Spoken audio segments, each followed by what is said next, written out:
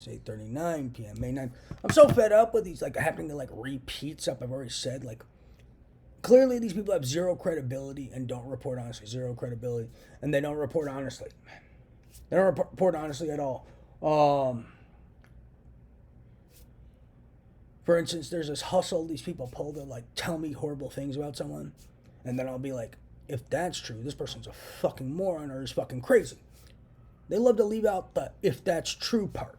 So they'll like say all these crazy things and say person X is involved with terrorism and RICO and trying to murder you and your family and they're gonna kill you and blah blah blah. And I'm like, if that's fucking true, this person's fucking crazy and needs to go to prison. What a piece of shit.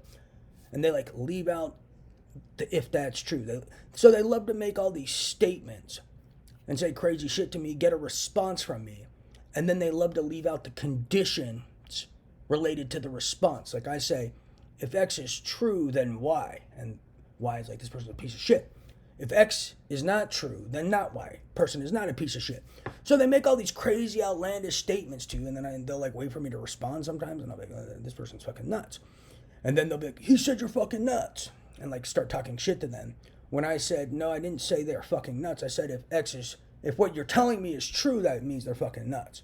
If what you're telling me is not true, that does not mean they're nuts. So they love to pull these conditional statement hustles and leave out the conditions of the statement.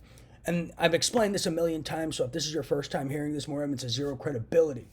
Yeah, you should see long black hair and a man bun, eyebrow ring, black mustache, lower lip hair, black lower lip hair, little black anchor beard, Bob Marley shirt, black. But yeah, that's their favorite hustle. So they'll like tell me something crazy and say so-and-so tried to murder you and kill you and frame you, and I'll be like, if that's true, this person's fucking a lunatic and needs to go to prison. They're mentally disturbed. If that's true. If it's not true, then not. So they don't throw in the if that's true. They don't provide the conditions of the statement. And that's one of their animosity cultivation tactics and some of their other tactics for slander. So never fall for it. Ask them what are the always ask, rule of thumb. Always say, what are the conditions of that statement? What'd you say to him about me that I was doing X, Y, and Z? Were you slandering me to him? Were you telling me something crazy and then he gave a condition of something? And he just said, like, well, then this person sucks or something. Fuck this person. Yeah.